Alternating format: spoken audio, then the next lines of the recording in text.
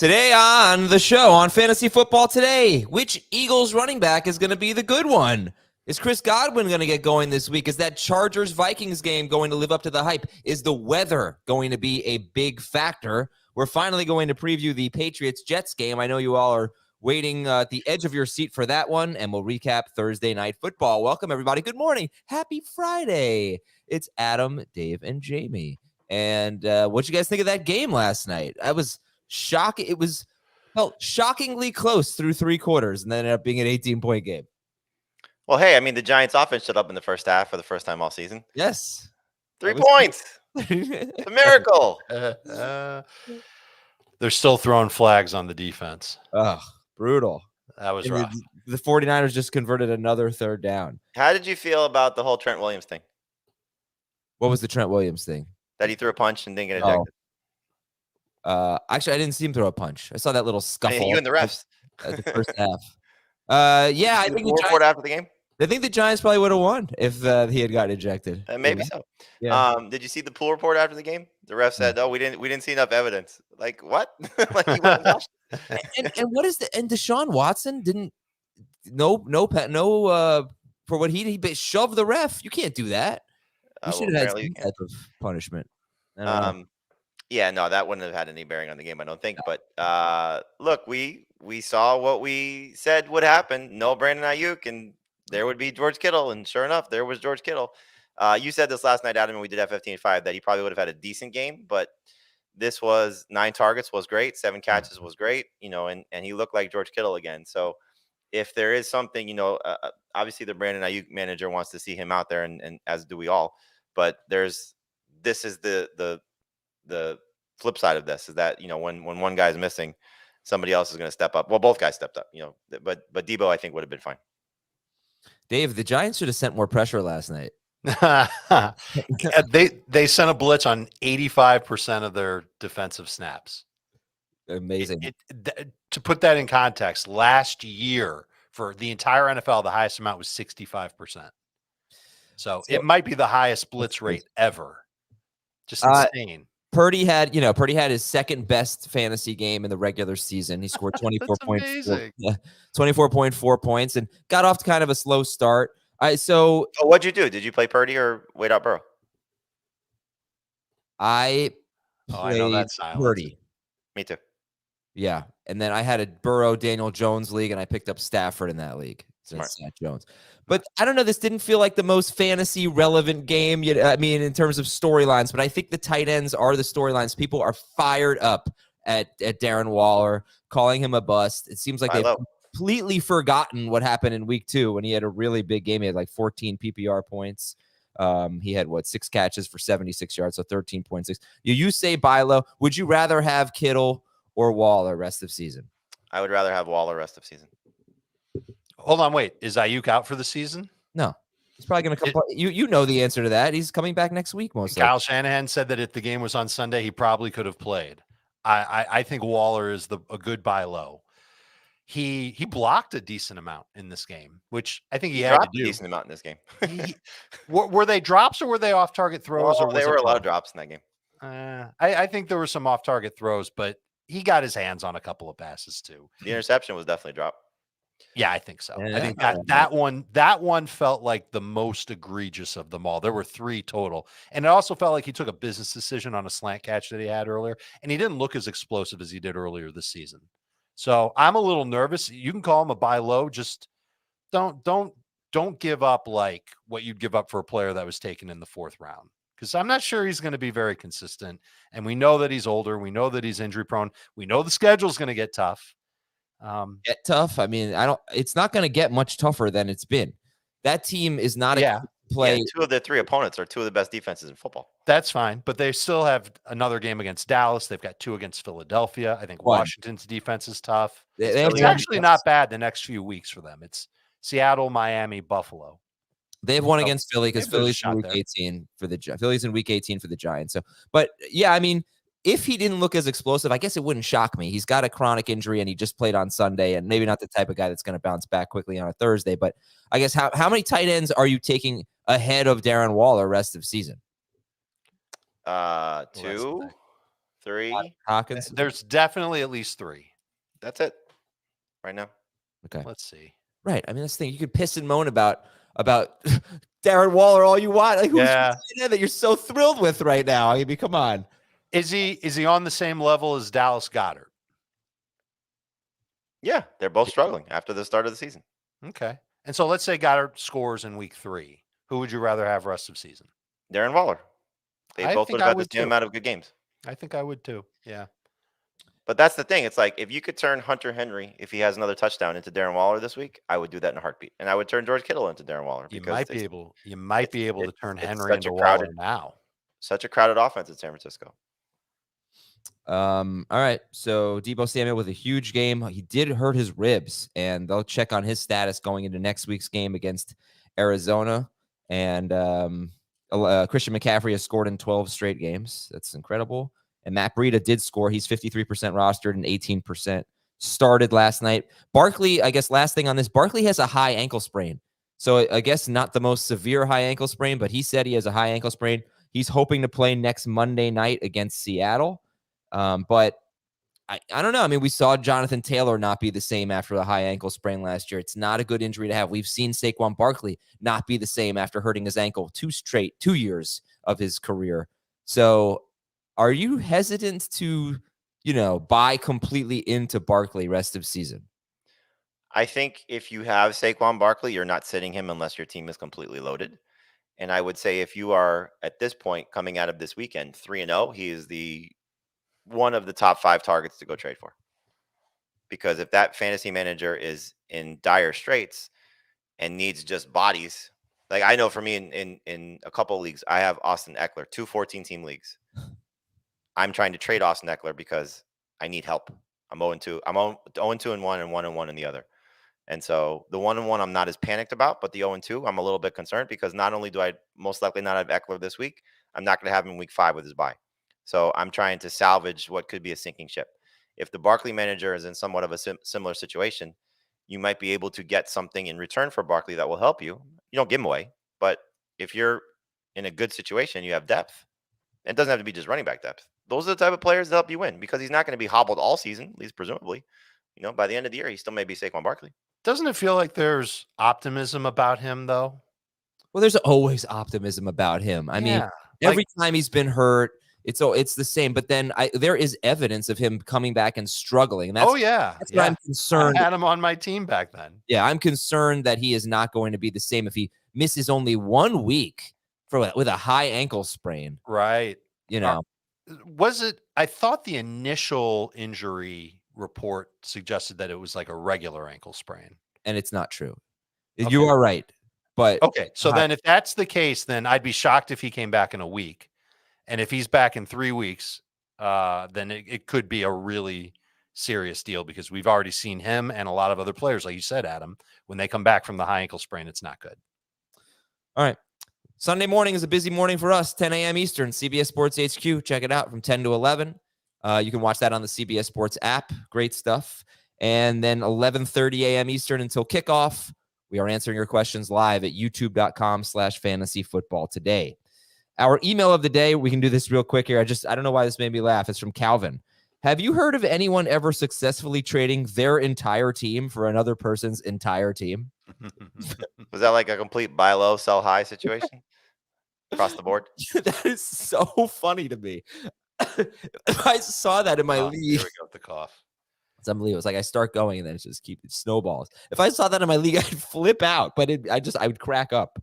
I've never seen it before. So like entire starting lineup, entire bench, everything across the board. Yeah, team for team. Complete swap, I guess. If like you and Nando had a situation where Nando used your rankings and we've already talked about it. And you talked about doing a complete swap? We talked about doing a swap of team for team. No, you should do it. Oh, we probably will. Except he looks at my team and he sees that I'm 0-2 and he's 1-1. And he's like, I don't know. Maybe my version of your team is better than your version of your team. Hey guys, Dave, I know you'll like this REM reference. Should we talk about the weather? Okay. We should talk about the weather. This is some bad. You know that song, right? Yes. Yeah. Okay. Thought you'd give me something there. Left me out to dry. but you won't be out to dry if you're outside at a football game this weekend. Yeah, no, we got some serious weather. I think Saturday is going to be worse than Sunday, ruining my plans. But are we all right? Where are we right now, Jamie, with potentially a rainy weekend? I think it's the Northeast is the one that's going to be impacted the most. So you have Baltimore and Indianapolis. You got to be a little bit concerned about that. Certainly when it comes to Mark Andrews, you're not benching him, but maybe Zay Flowers. I don't know. If you want to completely get away from him until Sunday morning. What else do we have up there? Buffalo and Washington. Yeah, that's one to keep an eye on as well. So again, you're not benching New England at the Jets too. Josh Allen. Oh, that passing game between New England and the Jets. It could probably really suffer so much. Look, I mean, Garrett Wilson, we're going to get a lot of Garrett Wilson questions. Well, I would try and sit Garrett Wilson regardless of the weather. As I said yesterday, poop storm Zach Wilson's out there. So it could be bad from a passing standpoint already. That might be it. Yeah. No, Miami, there's a chance of rain for the Dolphins game. Seattle showers likely.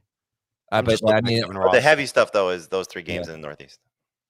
And really, the one we're all thinking about is the college football game that I'm supposed to go to in Philadelphia on Saturday.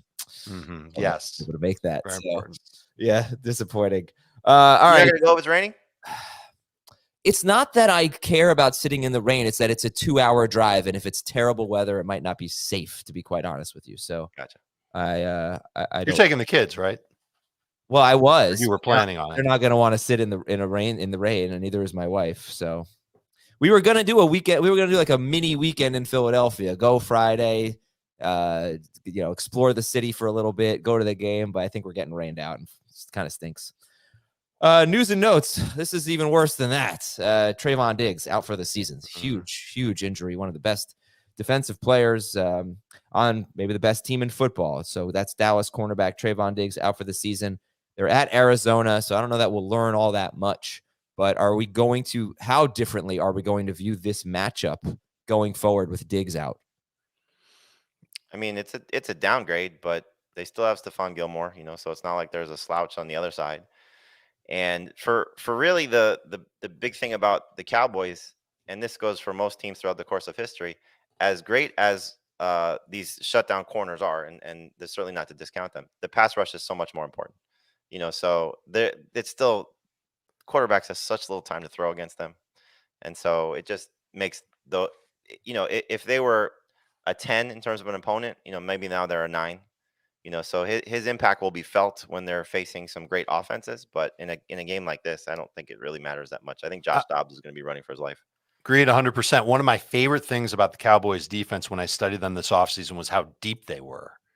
And they've got a cornerback named Deron Bland, who already has a great PFF grade, has allowed only a 50% catch rate on 8 targets this season. That's good. I think he'll do a good job replacing Diggs. It's not Diggs, but they'll be okay. I think they'll be okay. All right. They also, their center, Tyler Biadasz, he has a hamstring injury. They don't think it's too serious, I guess, according to a report, but we'll check on that.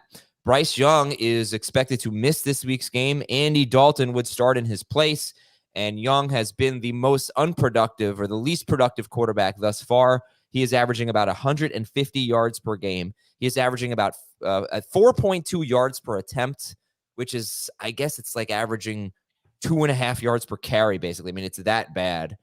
So Dalton could give them a little bit of a spark and maybe make the receivers better. We will talk about that game later. Joe Burrow is still day-to-day.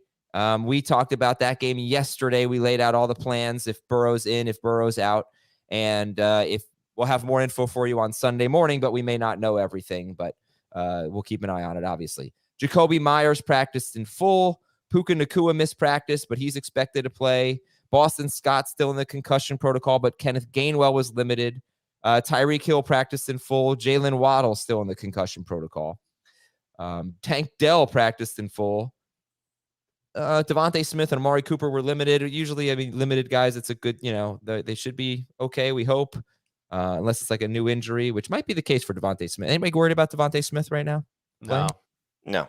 And I believe Amari went from no practice Wednesday to limited on Thursday, which is what you like to see. Trending in the right direction. Anybody worried about Derrick Henry? A little bit, mostly long term as opposed to short term, because the fact that he met with the media, I know he's within a few yards, I think maybe like 97 yards of Earl Campbell's. I think it's to get second for the Titans. I think Eddie George is first in terms of rushing yards. So he was talking about that, and he was answering a bunch of questions about the team, whatever. So that's always usually a good sign. But the fact that he's missed practice and has a toe injury, we've seen a lot of turf toe this season already. Or too much of it, I should say. So hopefully he's able to play. But I would 1,000% make sure Tyjae Spears is rostered. Yeah. Because again, 29-year-old running back who's got maybe something that could linger. If he ever goes down or misses time, Tyjae's looked actually pretty decent. So I had a question. I was answering some Ask FFT questions this morning, and somebody said, probably shallow league. I picked up Kareem Hunt, but Roshan Johnson and Tyjae Spears are on my waiver wire. And I said, drop Kareem Hunt for Tyjae right now. And then if the injury report comes out later that Henry's fine, you drop Spears for Roshan because, without an injury, I think Roshan's in a better spot. So those are the type of things you should be looking at. He's still available in 40% of our leagues, and our leagues typically have higher roster percentage for guys like this than most. So I would go take a look to see if he's out there. Spears, yeah. DeAndre Hopkins was limited. Austin Eckler still missing practice. We're not planning on him going yet. Christian Watson missed practice after practicing on Wednesday, which was apparently part of the plan. So we're going to talk about this game with Aaron Jones and Christian Watson. Are you guys ranking either Aaron Jones or Christian Watson right now? We've got Jones ranked number 1 fantasy running back. No surprise. Dylan sunk. And we'll see on Watson on Friday. That's a number 1 fantasy running back, not the number one. Running back, yeah. The number 1 fantasy running back played on Thursday. Yeah. He, Matt Breida? Only like 10 points for Breida. It was a little disappointing. Zay Jones missed practice. Savon Ahmed missed practice for the Dolphins. So Devon A-Chain might be someone you want to add. Jeff Wilson actually might be someone you want to add. I'll talk about that in a bit with Beat the Waiver Wire. David Montgomery missed practice. We're not expecting him. Still concussion protocol for Anthony Richardson. Isaiah Pacheco was limited, so that's a good sign. Odell Beckham and Justice Hill missed practice. Logan Thomas still in the concussion protocol. Texans offensive lineman Laramie Tunsil practice. That's a good sign. But they are so beat up on defense. My goodness, another secondary injury. Derek Stingley, second-year cornerback for the Texans. He could miss a few weeks. However, Jalen Petrie, their second-year safety, he practiced. Did he practice? No, I don't think he practiced. And neither did Denzel Perryman, their linebacker. Kadarius Toney missed practice, and Dawson Knox missed practice again, which I think is, and something we'll talk about with Dalton Kincaid in a little bit, with Knox not practicing yet this week. We'll take a break, and when we come back, we've got one question for each game. We'll be right back on Fantasy Football Today. All right, one question for each game. We start with Atlanta at Detroit. London or 2 questions for this one, Jamie, for you. London or Reynolds, Pitts or Laporta? I would like to go to London, but I would probably play London over Reynolds this week just with the hope that last week is a sign of things to come. And then Pitts or Laporta, I would go with Pitts. Please let this be the game for him. Now, I'm going to say this because I don't think both of them are going to have big games. It just doesn't feel like that's in the cards for the Falcons right now, and the Cards playing Arizona. But I think you just look at the Lions have allowed the most receiving yards to tight ends, and that was facing the Chiefs without Travis Kelce. They're beat up on defense right now, and I do think, despite the fact that the Falcons defense has looked good through the first 2 weeks of the season, this is going to be their toughest test offensively because I think the Lions will move the ball and score. So that's the formula for the passing game to be there, as we saw last week from the Packers game. So I'm going to say start both Falcons passing options, but not if you have them on the same team. Okay. And I do have to make that decision at the receiver spot in one league where London and Reynolds. Now, I like Reynolds, but I would take the chance with London. Okay. Buffalo at Washington. Start or sit Gabe Davis, Dave? I'm starting him. I like the opportunity for him to continue to get deep shots. Washington struggled with the deep ball beyond the Hail Mary last week against Denver. So I think Buffalo sees that and takes advantage. And Gabe's a guy that they've been doing that with for a couple seasons now. Just keep an eye on the weather. Philadelphia at Tampa Bay. Best guess on the Eagles' backfield, guys? I'd say Swift is the guy, and Gainwell just made Rashad Penny and Boston Scott playing, if he was healthy, irrelevant. Nick Sirianni was asked about it on Wednesday. He said that they're going to ride the hot hand. He was asked if DeAndre Swift is this sustainable? Could he continue to do this, or do you plan to have him more on a pitch count? He said he doesn't ever want to put an expectation on anybody, but if he's got the hot hand on Monday, like he did on Monday, we'll keep rolling with him. Or if he has the hot hand on Monday, they'll keep rolling him with him. And it's hard not to keep running the ball like that. And they feel good about him. So I just completely butchered the quote. But long story short, they see what everybody else saw in Swift, and I think they're going to give him the chance to be the main guy. He's a top 15 fantasy running back for me. Saints at Packers. How many Saints wide receivers would you start over your favorite Packers wide receiver in this game? If Christian Watson plays, just one. Okay. I mean, I feel like people might want to be a little patient with Watson. So, and Michael Thomas is getting you a fairly reliable PPR day, and Shaheed's been a little explosive. So I guess I was just curious. But Dave, you agree? Just Olave for sure. I think Thomas, if you're looking for 10 to 12 points in PPR, Shaheed's a boom bust flex. I don't feel as good about the Packers wide receivers. It's going to be an interesting test for Olave. There was a story in one of the New Orleans sites about how he's talking about facing Alexander. Yep. So he's not going to see him if he lines up in the slot, and he's been doing a lot of that. Yeah, actually, I thought that was so interesting.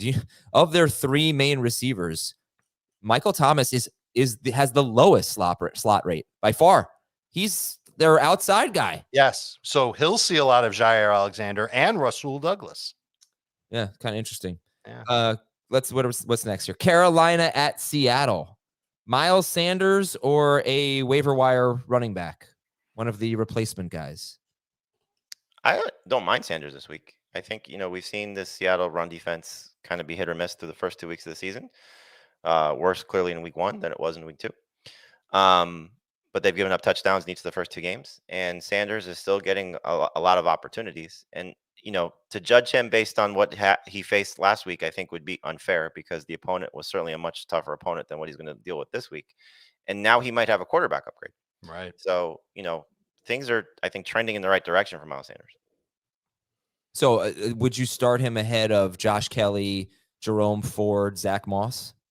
I would.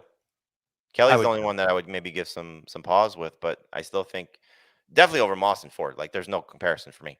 But Kelly, I'd have a little bit of pause. But I still think, again, they might not get railroaded in this game to the same level because of the quarterback change. Bryce Young just is a work in progress. Andy Dalton's going to handle things a little better. And believe me, I'm not an Andy Dalton guy, but he's going to be better than Bryce Young has been, just because Bryce Young's inexperienced. Oh, man, Heath in our Superflex League, he was waiting for that moment to pick up Andy Dalton, and he pounced on it. It's funny because I picked him up in every other Superflex League that I'm in, Fishbowl and Dynasty League and whatever. And I looked at my roster. I was like, I just don't have anybody I want to drop. And then as I was doing it, Heath picked him up. But it was like, you know how we get these all the time, where there's like some injury thing and we all race to see who's going to get there first. So yeah, I think he's been starting Bryce Young now. If I'm not mistaken, I just remember his draft. Like, he went very heavy on everything else but quarterback. Los Angeles at the Vikings, the Chargers at the Vikings. Does anyone make you nervous in this game? Chargers, Vikings? No. Madison makes me a little nervous. I can't lie. Oh, I guess, yeah, that's fair. The Chargers run defense hasn't been that bad. They were good against Mostert. They were pretty good against Henry. I don't get it, but so far not so bad. But yeah, we're still Madison, a good number 2 running back. I don't know if I'd use the word good, but I would still start him this week. Again, it's a terrible week for running backs. Like, I would start Madison over Ford and Moss. All right, I asked you guys Dallas at Arizona. I asked you guys Miles Sanders or the replacement running backs. How about James Conner or the replacement running backs, Dave? I'd go Conner. I think Conner's getting the workload. He's been productive. I know it's a tough matchup, but I would still start him. I'd start him over the replacement guys. I would start Sanders over Conner. I just think, again, the quarterback situation sort of sways it for me. But, man, Conner's look good. And now he's going to face this defense, though. Like, they obliterated Saquon Barkley. and they completely destroyed the Jets run game. Now, granted, the Jets run game, I don't know if that's a fair comparison because of how healthy Brees Hall is, but wow, they're just so good. Well, how do you know? You want to guess how many running back carries through 2 games the Cowboys have seen? Well, I mean, Brees Hall and Dalvin Cook had what, 10 combined, something like that. It's 25. In 2 games, they've seen 25 carries. Barkley had 13, right, in week 1. That sounds about right. Yeah, And that's going to be a problem. But I mean, I went back and looked at blowouts, tough matchups, all these terrible situations for James Conner, and he basically came through every week. Every time. Last year. Yep. I don't know if that carries over, but yeah. look, I'm not sitting Connor, but if I had Kyron Williams and Miles Sanders, those are my choices. I would play those 2 guys over him. What about Swift? I'd play Swift over him. I would too. Okay. Mostert, start of the week over Connor? Yep. Yes. Okay. Josh Kelly or Connor? Have Connor higher for now. Eckler's out. I'd go Kelly. All right. Let's beat the waiver wire. I don't know. Not a great list today. Maybe pick up I have the Broncos, the DST. They're at Chicago next week. Russell Wilson and Cortland Sutton I put on there, but these guys are about 80% rostered. So I don't know. And I don't even want Sutton anyway, personally. But Kyler Murray is, I think, 39% rostered. Jeff Wilson is 35%. I have no idea what the timetables are for those guys, but they're both IR eligible, which means that most leagues probably don't have IR spots, or else these guys would likely be rostered. But they could be getting closer to returns. Kyler Murray and Jeff Wilson. Josh Reynolds is still 60% rostered. Nathaniel Tank Dell is 50%. Justice Hill is 64%. I know he's got an injury, but if you're looking for a running back that has a role, eventually he'll be back and probably will have a role. I don't know if there's anybody else that you guys want to talk about. Devon Achane. Yeah, there's 2 running backs. Wilson's not back. I think he's somebody that you should put on your bench. Kendre Miller, looks like he's going to get a chance to play this week, so we'll see what happens. But my guess is he's going to end up being the handcuff for Alvin Kamara, who we just don't know what he'll look like. I have high expectations, but still. Tyjae Spears is still available in a lot of leagues. I'd go get him for sure. Marvin Mims is somebody you should stash just in case. This player is explosive. This receiver is explosive. And, we had clearly the discussion yesterday about can Russell Wilson still throw the ball downfield with some success? I think you saw that. So Mims would be somebody that if you have an open roster spot, I'd be stashing. I saw some leagues where Tank Bigsby got dropped. Make sure he's rostered again. If you have to have the depth to carry somebody like this, but he's still the handcuff to Travis Etienne. And as we saw, at least in 2 of the games, one of them he was still used. So I don't think he's going to completely go away. I was asked who is the handcuff to Kyron Williams, and I think it's Ronnie Rivers from Fresno State, and he's out there in 98% of leagues. That's a deep league guy to possibly stash. I don't know if he's particularly good, but if you're looking for a running back that might have some value down the line, there's one. Yep. All right, the Patriots are at the Jets, and I was hoping to do this yesterday because Heath is much lower on Ramondre Stevenson. I mean, Heath is just lower in general on Ramondre Stevenson. But I will say that dating back to last year, the Jets have allowed only 2 rushing touchdowns to running backs in their last 12 games. They have, however, allowed the most receptions to running backs this year so far. But we've talked about, Josh Kelly and Miles Sanders and DeAndre Swift, James Conner. Is Ramondre Stevenson ahead of all of those guys? Yes. I probably have him a little bit too high, but I think in terms of the way that I view this game is if the Patriots run defense holds up and they're forcing Zach Wilson to throw, and Zach Wilson struggled against Belichick, no surprise there. The Patriots should have the ball a lot, and time of possession and opportunities here. I'm not going to recommend Ezekiel Elliott, but I think in terms of what Ramondre should be able to do from a passing game standpoint and the chance to, still lead the team in carries, I'm fine with him. I have no hesitation. I'm not going to go the Moss, Ford, even Kelly route and get cute with him over Ramondre. So while he hasn't lived up, I think, to the expectations in the first 2 games, 6 catches in week 1, scored a rushing touchdown in week 2, he's still producing. And so the best, I think, is yet to come.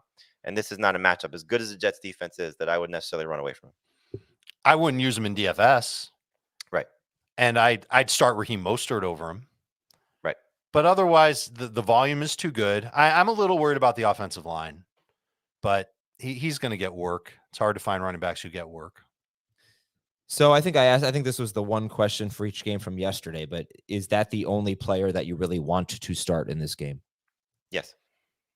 If the weather's okay, I would still consider Garrett Wilson a flex. And what about Breece Hall? He wants the ball. Give him the ball. Give Hall the ball. Yeah, I think if you have Breece Hall and that's the only running back, you weren't able to get, your hands on, any of the waiver wire options for this week, Zach Moss, Jerome Ford, those type of players. As much as I don't like them, I still feel more comfortable with them than I do Breece Hall at this point.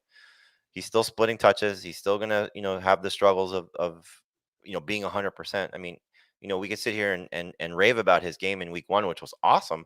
He did it on 10 carries, so if he doesn't break an 83-yard run, it's not exactly the prettiest of fantasy performances. So still not involved in the passing game to the level that you like. Still has the quarterback concerns. Still has the offensive line concerns. And if there's ever a coach who's going to give you a blueprint of what he's going to do, Bill Belichick knew he was facing the Dolphins last week, and he put every defensive back that he has on the field to try and stop the passing game. This week, he's going to put every linebacker and defensive lineman on the field that he has and dare Zach Wilson to throw. Yeah. So in a bad weather game, maybe Breece Hall can break one, but I don't want to trust that yet. So just be patient. The best of him is yet to come, and you want to hope that he gets carries this week. But he's going to need to be what he was in week 1 and have that kind of offensive line production and show that his speed is still there, which it is, and be able to break a couple plays. Belichick did that in the first half of the first game against the Jets last year, and Garrett Wilson from Zach Wilson had some big catches. Yeah. So I think that's probably what he'll end up doing, but maybe not quite as much cover 1 as you'd think. What I don't like is last week. Here's the snap split: Dalvin 36%, Breece 33%, Michael Carter 33%. But I think most of that was late in the game, though. Carter played 6 of 10 snaps on 3rd and 4th down. I'm not sure how much of that was late in the game, but it's 2 weeks in a row where Breece is under 40% of the snaps. Really would love to see him get closer to 50 before I say, all right, yeah, let's get him in lineups. Okay. And Garrett Wilson. So let's talk about some of the receivers that have been added this year. So Kendrick Bourne or Garrett Wilson? Garrett Wilson. How about Nico Josh Collins? Reynolds, no. Josh Reynolds, no. Nico Collins, yes. I'm starting Nico.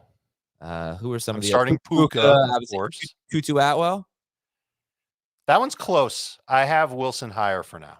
Yeah, Wilson has a higher ceiling. Look, let's give Wilson credit. Despite Zach Wilson's terrible performances, he did score twice. And what you saw last week is really what you have to hope for, which is not ideal, 2 catches, but that he's able to break a play and make something happen. So he's still going to probably get 8 to 10 targets. He's still going to have an opportunity to make some plays.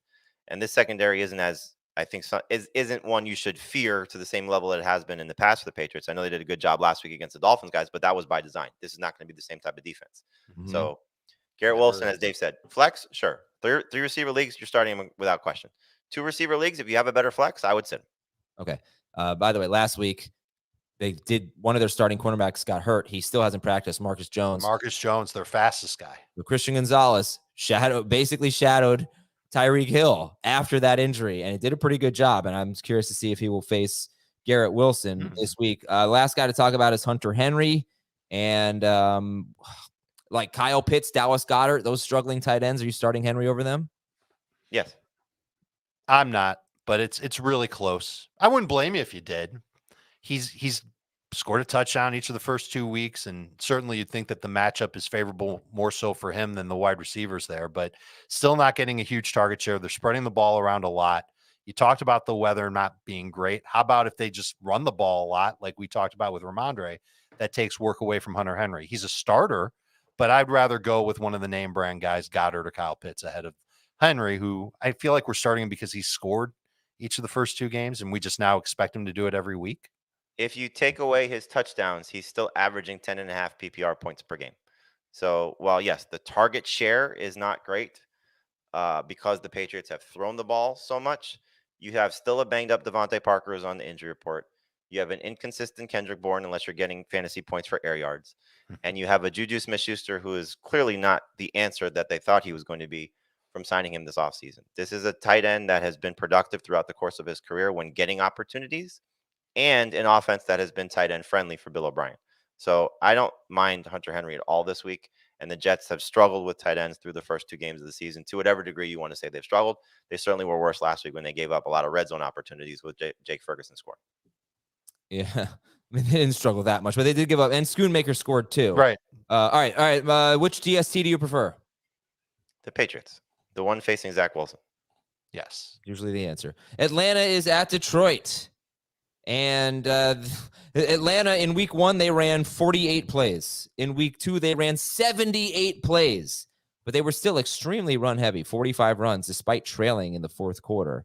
They were trailing 24-12 in the fourth quarter. I mean, and they ran 45 times to 32 passes. It's like the game script doesn't even matter. But hopefully we can get 30 or more passes from Desmond Ridder. He threw 32 last week. So Bijan, yes. Tyler Algier, you've gotten 15 to 16 carries from Algier. Is he like does he crack your top 30? Would you start him over Breece Hall? That to me is an upside play. So, the floor is probably safer for Algier, but I would still lean toward Breece Hall just with the chance that he does get more work and hopefully does break a run or two. So I would lean toward Breece Hall. Okay. Lions run defense has been very good so far this year. Not to say anything about Bijan, but for Algier. London, we talked about earlier. And Dave, what are your thoughts on Drake London? Jamie is starting him over Josh Reynolds. Your thoughts on London? I'm starting him over Reynolds too. He's a top 30 fantasy receiver. I think he's the best receiver or best pass catcher, we should say, in the Atlanta offense. I think the Falcons will have to throw a decent amount in this game. And I would expect London to land somewhere between 4 and 6 catches for the second week in a row. And he scored last week on Jair Alexander, and he looked good doing it. So I would imagine that London has a chance to be useful as a flex. Would you start Drake London or let's get a running back here? DeAndre Swift. And I would start Kelly over London too. All right. How about Jerome Ford and Zach Moss, who you don't like that much? I would start London. Same. Okay. Would you start Kyle Pitts? I know I asked Jamie this earlier. I don't think I got Dave's response. Or Sam Laporta? Pitts. Would you start Kyle Pitts or Pat Freiermuth? Also Pitts. Yep. Okay. So you guys have Pitts top 9. Top 10 for everybody, including Heath. Yeah. I mean, we talked. Yeah, I mean, it is what it is. It's tight end. Jared Goff. Could make start. Could make him the start of the week again, Jamie. Let's just every time he's at home. Right? He must start. Look, the track record speaks for itself again. Over 26 fantasy points per game in his home games last year was the average. 28 points in week 1. This is an interesting test, especially if both his receivers, because they both are on the injury report this week, Amon-Ra St. Brown and Josh Reynolds, they're both going to play. But, the situation, the Falcons, I think, give their defense credit. They look good, but they did give up 3 touchdowns last week to Jordan Love. And so can Jared Goff keep it up? Absolutely. So he's top 10 quarterback. I'd play him over Trevor Lawrence this week. I'd play him over Joe Burrow without hesitation. And so hopefully he comes through once again. So yeah, it's a good chance. And we're saying Pitts over Laporta. I think Laporta's a good start. Go back to week 1. The Falcons couldn't stop Hayden Hurst. He had the best tight end week in week 1, tight end performance in week 1. Last week they're a little bit better against the Packers guys, but still I think Laporta's 5 catches each of the first 2 games. He goes from 30 yards in week 1 to 63 yards in week 2. One more target. And so hopefully that's something that's just continuing to build as the rookie tight end continues to get more comfortable. And then Jahmyr Gibbs in the passing game, 7 catches last week. That's something that's going to be tough for the Falcons to slow down. So he's going to see more opportunities on the field without David Montgomery there. So yeah, Jared Goff's a very good start. Is Jahmyr Gibbs the best running back that we've basically talked about? I mean, not considering Bijan, but is he ahead of Ramondre Stevenson, Jahmyr Gibbs? Yeah. Not for me.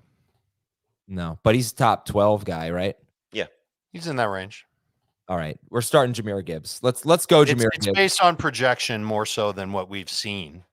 But I think he ends up playing the most snaps for the Lions and catching a bunch of passes and doing all the cool stuff that he did in college. The big question, though, is, and we keep talking about these pickups, is Craig Robinson. Craig Reynolds, excuse me. Is it Craig Reynolds or is it Zonovan Knight? So that's what I was going to. So okay. I think it's going to be Craig Reynolds, just based on his familiarity with the team. Zonovan Knight, we'll see, if he's active. I would anticipate that he is.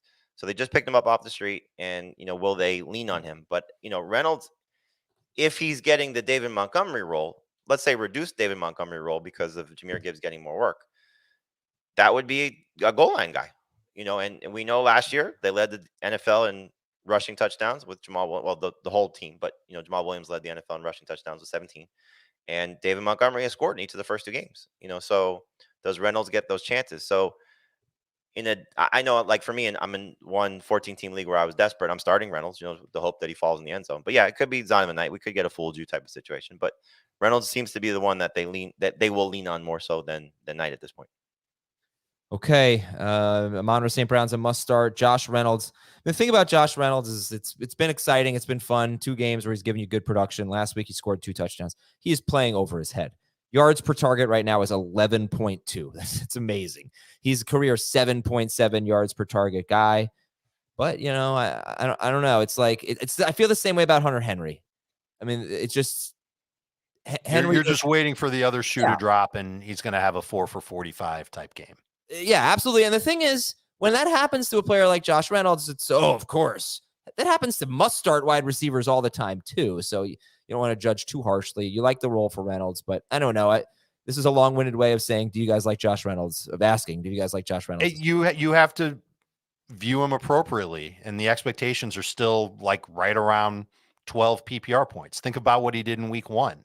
Was he playing over his head in week 1? Maybe a little. 4 catches for like 80 yards, I think it was, Adam. Yeah. Yeah, but that's kind of where I expect him to live.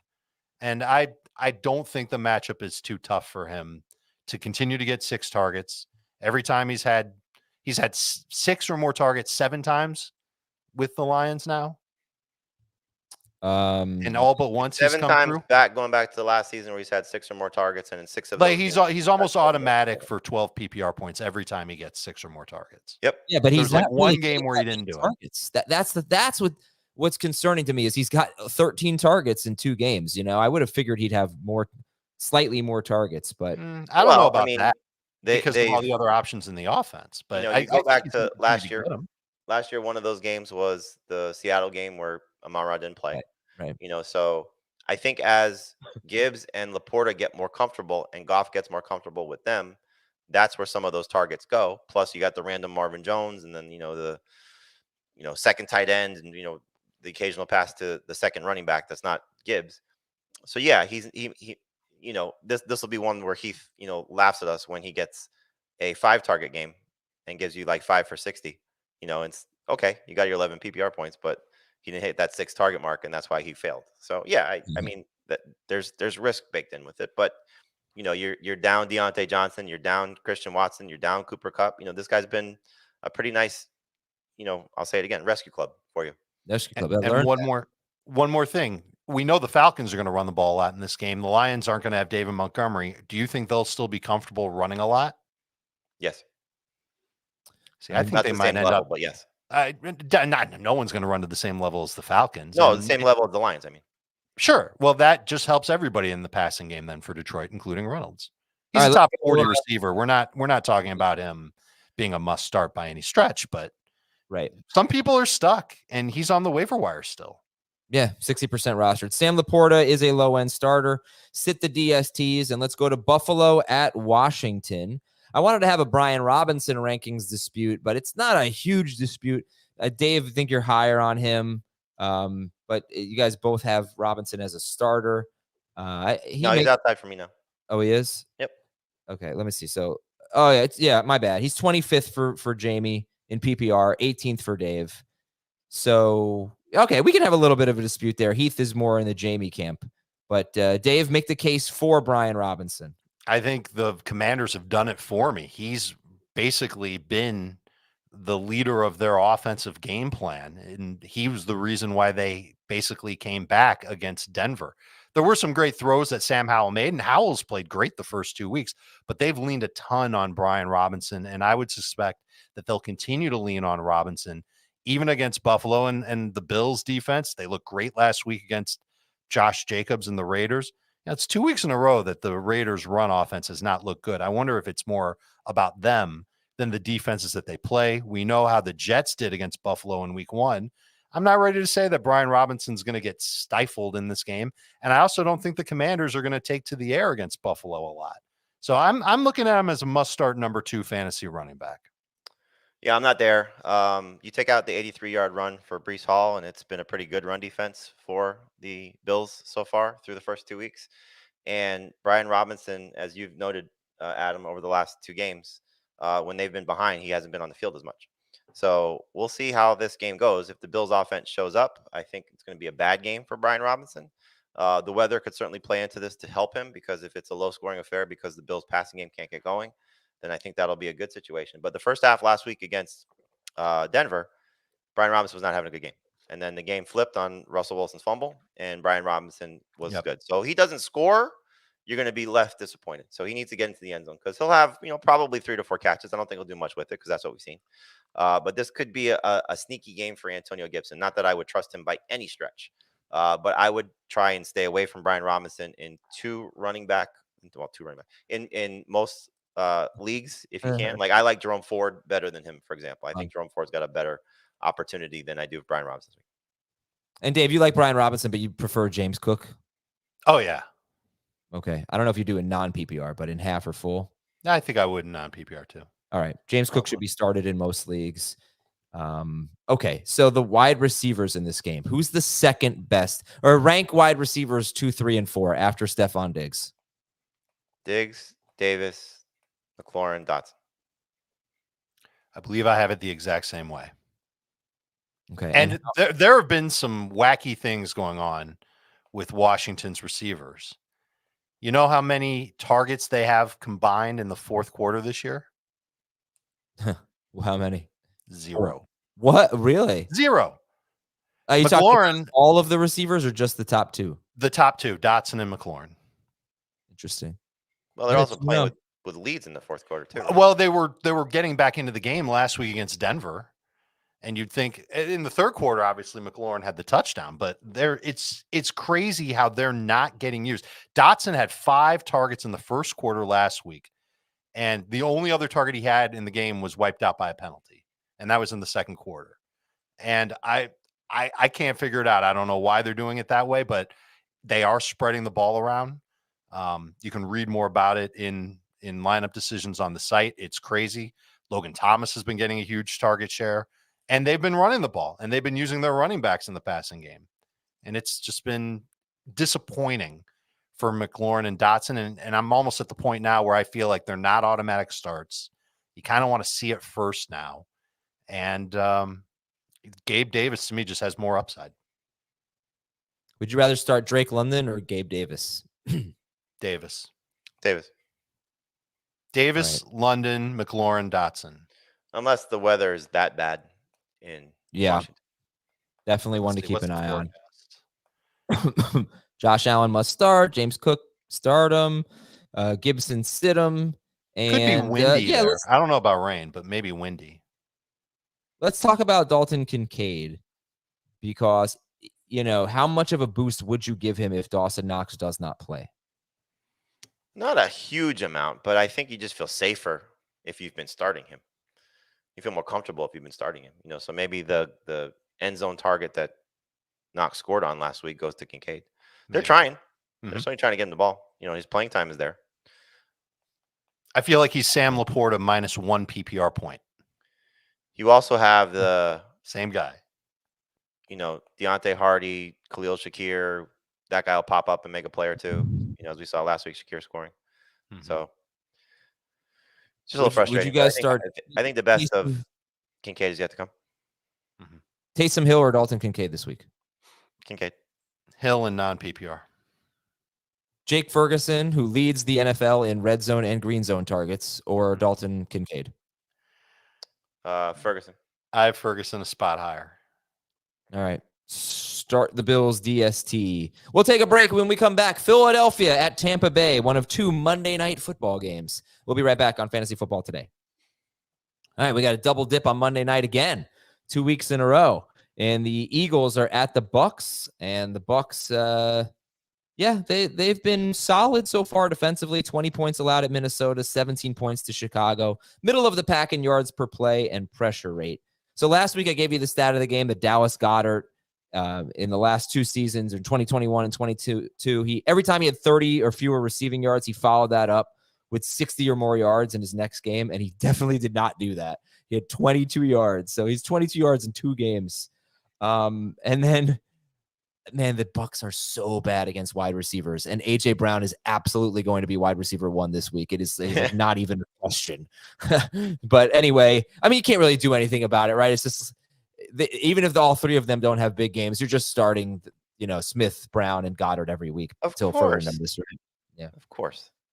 So they're an easy team except for the running backs, and you guys have already made it clear you like DeAndre Swift as top 15-ish running back. Well, when you say easy, like, are you saying Swift versus Gainwell or Swift versus the field?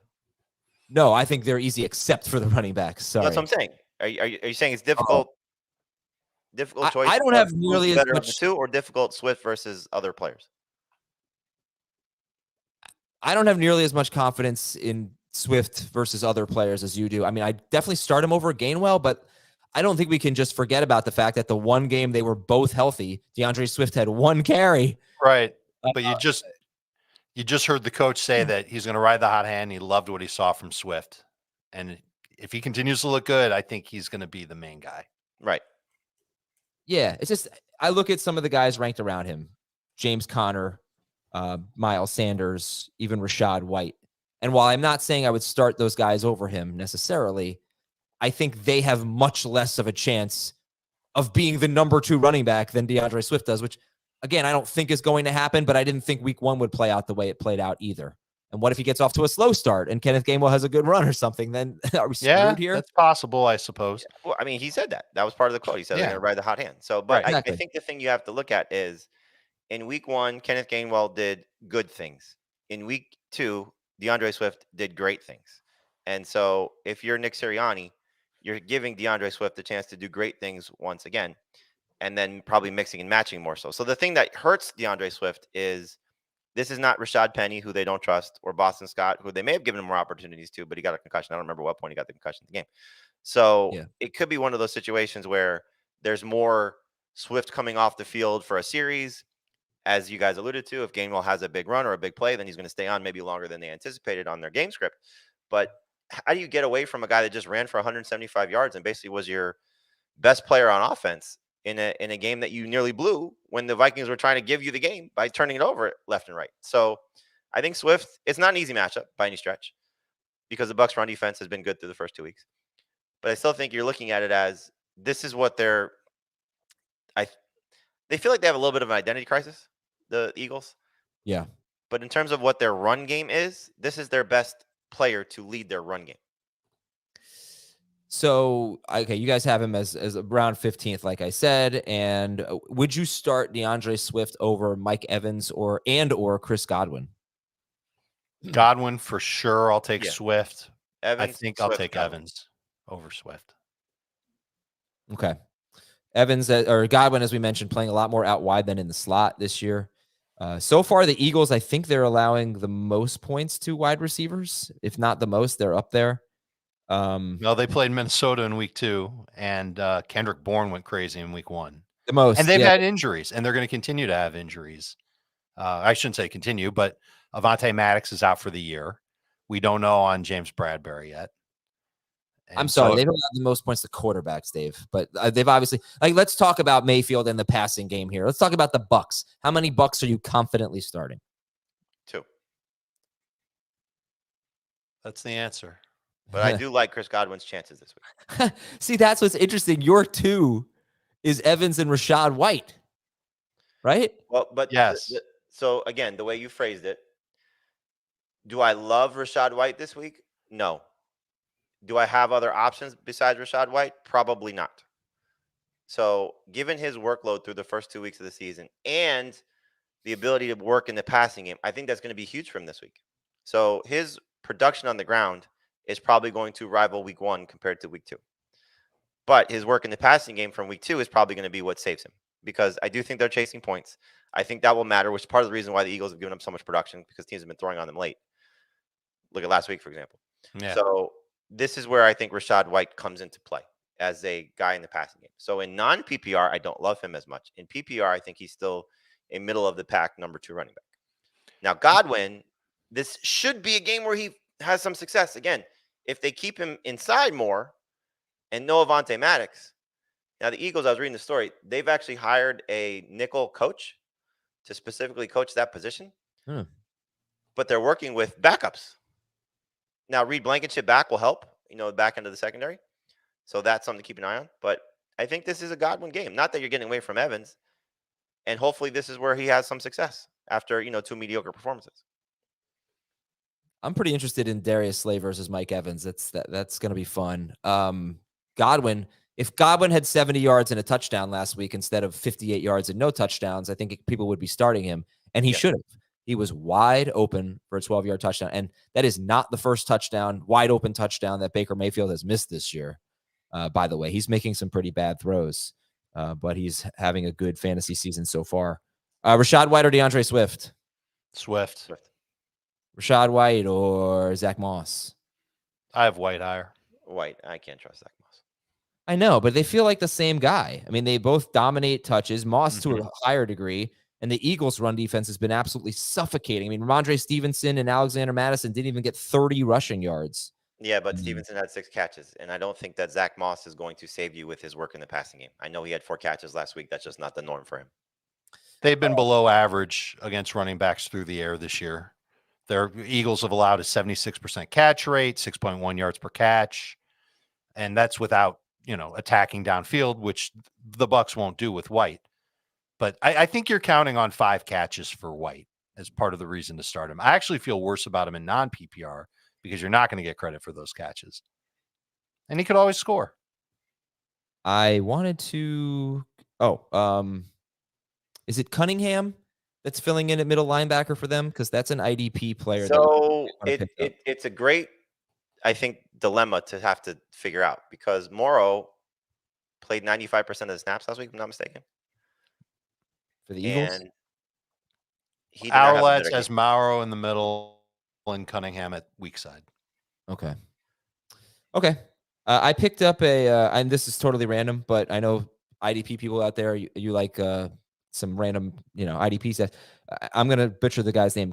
Camus Grugier-Hill for the Panthers. He's replacing Shaq Thompson, and I think you should add him at linebacker. He had a pretty good game filling in for Thompson in week 2. New Orleans is at Green Bay. Look at that segue. It was relevant. No, they're Carolina, not New Orleans. I'm sorry. That's our game after New Orleans at Green Bay. New Orleans is at Green Bay.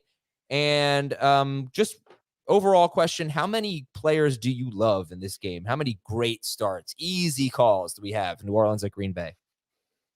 2. 2 is the answer. Aaron Jones and Chris Olave.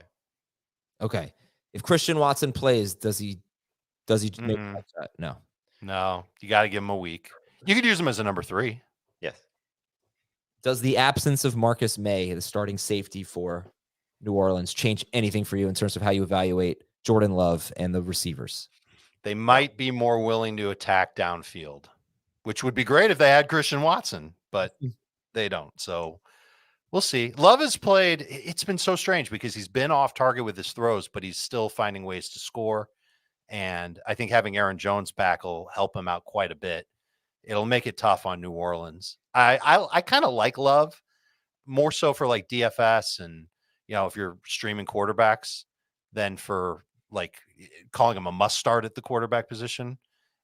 But I do worry about things catching up to him eventually. I just don't think this is the week for it. I do not like Jordan Love this week at all. He beat up the Bears and got touchdowns against the Falcons. This is the toughest test that he's had so far to date.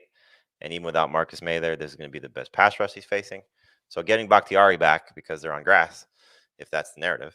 If that's right. I believe him that I believe him too. Why he didn't play. But you saw who started that, right? No. His brother. His brother? Yeah, I heard the clip. He was answering the question. He said his brother said, I'm gonna have some fun with this on social media. And he's like, yeah, go ahead. And so that it was a funny answer. But in any event, that will certainly help. But he's gotten touchdown dependent against 2 weaker opponents. This is a different step up in competition from a defense. That's true. It's a step up in competition, but it's competition that played on Monday and on the road for the second straight week. So I think that there's a chance here. And he's got a good offensive line in front of him. He's not top 12. He's not even top 15, but I don't mind him. Well, they don't have Elton Jenkins, and so and Bakhtiari, we're hoping will play, expecting to play this week. That'd be good. But Elton Jenkins is their left guard. They don't have him this week. He's going to be out for a little while. Aaron Jones, you start for sure. If he doesn't play, we expect him to play. But if he doesn't play, no interest. Third running back, non-PPR flex at best. I mean, I got Dylan in a dynasty league, and I just feel like it's never going to happen. He's like fetch. It was stop trying to make AJ Dillon happen. It's man. Last week should have been a layup. Really should have been a layup. Yeah. All right. Saints DST. You guys like the Saints DST? Yeah. Low end starter. They're outside of my top 12. I don't really want to shortchange this game. Oh no, actually, we have to talk about Michael Thomas and Rashid Shaheed, and what you expect from them if you play in a first half only league. Michael Thomas is a must start. Sure, but yeah, start Michael Thomas and Jahan Dotson in those leagues. Let's see. So far, DJ Moore had a terrible game against the Packers, but Darnell Mooney scored. Drake London had 67 yards and a touchdown. Don't know touchdown on Jair Alexander. Yeah. Oh, yeah. And we don't know for sure, I guess, what this Packers pass defense is all about. We expect it to be good. But anyway, Michael Thomas and Shaheed, Dave, start or sit? I would try and sit them. We don't have bye weeks to worry about. There aren't a ton of wide receiver injuries. At best, Thomas is a number 3 receiver. How about this? He has 12 catches this year. You know how many yards after the catch he has? 12. 8. Even worse than 12. Not even 1 yard per reception after the catch. And Green Bay's got 2 good outside corners. We already talked about that. Thomas plays outside. I do not feel good starting Michael Thomas this week. I'd rather start Tutu Atwell, Josh Reynolds. Okay. So I know you don't like DeAndre Hopkins this week, but I like him better than Michael Thomas. Okay. That's it for this game. Don't start Juwan Johnson or Musgrave. Just throw it out there. Any interest? No. The Saints might be the toughest against tight ends. They were great last year so far this year. Carolina's at Seattle. You hear about their middle linebacker? Stat of the game. In 2 games, Seattle has allowed more than 100 yards to 3 wide receivers. That would be Puka Nacua, Tutu Atwell, and Amon-Ra St. Brown. They allowed touchdowns to Josh Reynolds, 2 of them, and 1 to Khalif Raymond. They've been horrible against wide receivers. They will be without their best cornerback, Reek Woolen. And even though Andy Dalton's not great, it will be probably a big boost for an offense that it has the fewest passing yards in the NFL and is averaging 4.2 yards per attempt. So do we have some sleeper appeal, Dave Richard, with the Panthers wide receivers? I'm guessing it would be Adam Thielen, but what do you think? Thielen would be my favorite of the bunch. I would prefer to use them in DFS and as a deep flex, but that's it. I'm not going to get cute and start them over most of the receivers that we've already, like Michael Thomas. Yeah. I'll still start him over Adam Thielen. Okay. Jamie, what else from this game? We talked about Miles Sanders. We like him, number 2 running back. What else from this game? I mean, Ken Walker should go off, just based on the Thompson injury. And he's going to run right past Camus Grugier-Ho. Maybe he could do 80 yards downfield. I can still get the IDP tackle. I want to see what the 2 rookies do for Seattle in this game, because this could be the first game where they're playing with a significant lead. And so does JSN have some opportunities here to make some plays? You alluded to, the Seattle defense, Carolina's defense. We didn't really see it so far yet, even though, the Saints had some good moments last week, but the JC Horn absence, so can this be something where not just the top 2 guys, because you're starting them without question, but can JSN get some positive production? Because I think if he has a bad game again in redraft leagues, he's probably going to get dropped. We're seeing that his roster percentage was down to 81% last time I looked. But can Zach Charbonnet get going in this game? Because he's another player that might start to get dropped too. If you're not just in shallow leagues, 12-team leagues, I don't think he's going to drop. But I'd like to see some production from him, because the last 2 games have been very uninspiring. JSN's played a little less than 60% of the snaps in each of the first 2 games of the year. 5 targets in week 1, 6 in week 2.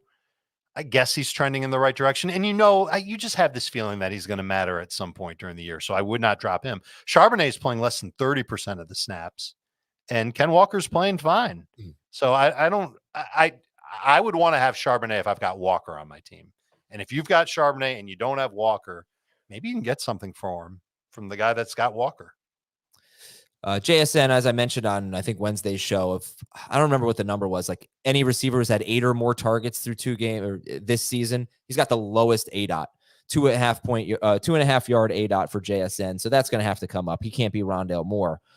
Geno Smith or Jared Goff this week, guys? Goff, but both should play well. I've got Geno a spot higher. Geno or Dak? Geno, Goff, Dak are my 9, 10, 11 QBs. Ahead of Fields. Correct. Yep. If Jalen Waddle's out, Geno or Tua? Tua. I might go Geno. Okay. And then you said that it's interesting. You said that they're must starts, Metcalf and Lockett. I get it. They're not really getting a lot of targets though.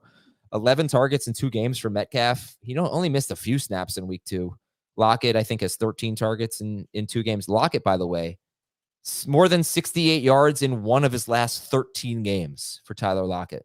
Well, he also left week 1 too. So Lockett did? Yeah. And he dropped a touchdown. All right. Yeah, they're Metcalf and Lockett. You start them. Chargers at Vikings. Once again, Lockett is going to just crush his ADP, isn't he? Chargers at Vikings. Have we said it all with this game? Probably not. Herbert is top 7. Dave has him 4th. Who's the best quarterback in this game? Cousins. Herbert. Who's the best running back in this game? If no Eckler, I'll take Kelly. I think I'm going to lean Kelly because I think Cam Akers might end up playing. How do you feel about Mike Williams? Must start. Yep. Number 2 receiver. Mike Williams or a running back in this game? Williams. Mike Williams or DJ Moore. That's so easy. Williams. Williams. I'm trying to think of a good one here. I'd start Williams over both Seattle guys. Okay, so just start Williams. Oh, I know. I have a Mike Williams one. Puka Nacua. And I think my league is half PPR for what it's worth. But Puka in full PPR, Williams in the other formats. I'll take Puka in both. I'll just throw out some. I mean, we've talked so much about Kelly already, but Josh Kelly, or I know you guys both like him over Jerome Ford and Zach Moss. I know Jamie does. Yes. Dave? I'll probably end up going that way too. He plays a ton of snaps. He's not a terrible running back. He's fast. That's good. And the matchup's good. How about Jordan Addison or Josh Kelly? Addison. I think I'll take Addison in PPR. Jordan Addison or okay, if you're taking Addison, then you're taking over Madison then. All right. Yeah, this is just a game of starts, at least in the passing game. And not in the DSTs. For Madison, let's see. Like you wouldn't start Tyler Algier and his 15 carries over Madison. No. Not unless we hear that Cam Akers is elevated to being the main guy. How about Madison or Javonte Williams? Madison. I have Madison higher. Najee Harris. I currently have Madison higher. Right now, I would go Najee. Start Hawkinson. Any interest in Gerald Everett? Never. No. Don't play the DSTs. Last game is Dallas at Arizona. For Dallas, it's the big 3. Oh, no, I guess I should include Ferguson in there, right? But Dak, man, could Dak have a normal game, like a normal game script for once? It's such a strange start to the season. You shouldn't feel confident starting Dak. The matchup is certainly easy, but they could run all over the Cardinals. They could use their defense to destroy the Cardinals. And, it's like he's had games like this in the past where, he plays very well, but he just doesn't get you that second touchdown. So I think if you have Dak, I wouldn't be making a move, but I like Goff better. I like Geno better. I would still start Fields over him because there's more upside. Right. So he'll be in my top 12 by default because Joe Burrow will fall out of that, even if he plays. So I think Dak's fine. I just don't think there's a high ceiling this week.